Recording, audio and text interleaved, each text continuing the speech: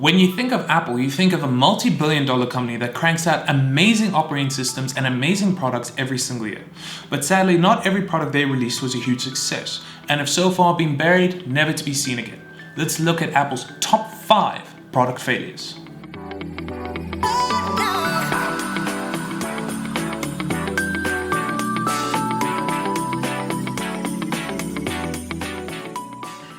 What's up guys, welcome back to my channel.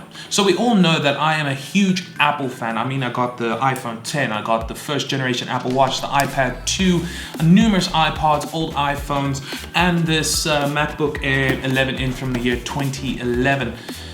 Now that I think about it, that's actually not a very impressive list. I mean, most of these products are very old by now. You know what, no, I'm getting off topic. Let's look at Apple's top 5 product failures. Number 5, the Apple Macintosh Portable. Now, many people believe that the first portable computer that Apple released was the PowerBook 100, but that is not the case. In 1989, Apple released the Apple Macintosh Portable. Now, even though portable was in the name, it was not really by today's standards, or any standards really. This machine came at 16 pounds and was 4 inches thick. Now, if you think about it, Apple has made huge progress since then. Aside from the portability flaws, this huge clunk of plastic came with many problems. The most significant problem was it was just turning on. People could not turn this machine on even when it was connected to an outlet. Overall, this project was not a huge success. Number 4, the Apple Newton. Now, most of us have heard of the Apple Newton, the first tablet-like PDA device that was released by Apple in 1987. Now, the whole point of this device was to be able to handle the basic tasks of a business person. The biggest selling point of this device was the handwriting recognition, to be able to convert your handwriting to text. And that was this machine's biggest flaw. That recognition, it barely worked, and it was even mocked on The Simpsons. How innovative! I like it! Hey, Dolph, take a memo on your Newton. Beat up Martin.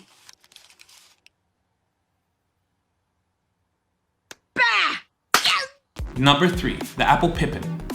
When you think of Apple, you classify their products for professionals and business people. But back in the 1990s, Apple tried to break into the gaming market with the Apple Pippin. The whole idea of the Pippin was to be both a hybrid of a networking computer and a gaming console. But thanks to bad engineering, bad designs, it was barely either of them. It only came with a 14 kilobyte per second modem and had absolutely no support from major game developers. And to top it off, a price tag of $600 did not help it. So in 1997, Apple pulled it from market. Number 2, the Macintosh TV, or as I like to call it, the original Apple TV. This product was released in 1993, and it was the case of Apple thinking too far into the future, and they were just too ahead of the industry. Nowadays, smart TVs are the norm, but back then, not at all. With a price tag of $2,000, this machine had serious drawbacks. It could either function as a television set or a computer, but not as both. And personally, for that price, you would think they would implement more functionality. So sadly, you do not see that around these days. Or do you? Oh, the Apple TV doesn't, you have to connect that to a TV anyway, so let's say it's different. Number 1, the butterfly keyboard.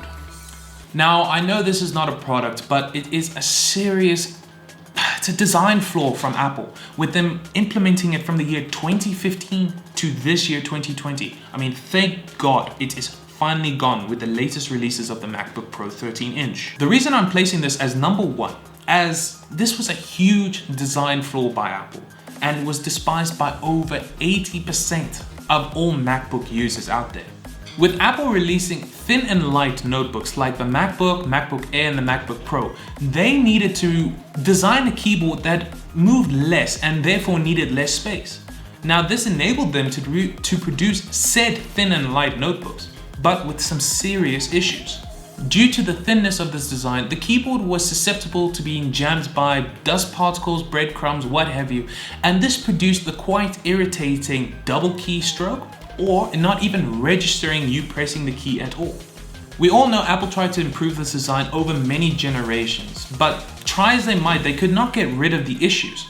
So thankfully, as of this year, with the MacBook Pro 13-inch, we have finally gotten rid of the butterfly keyboard and replaced with their new scissor switches. So that is my top 5 Apple product failures. So if you like this video, please give it a thumbs up. If you didn't, you can hit that other button. I know it is working. Comment down below. If you have any video suggestions, my email is in the description. You can pop me an email and tell me what you would like me to make a video about. So anyway guys, this is William. See you in my next video.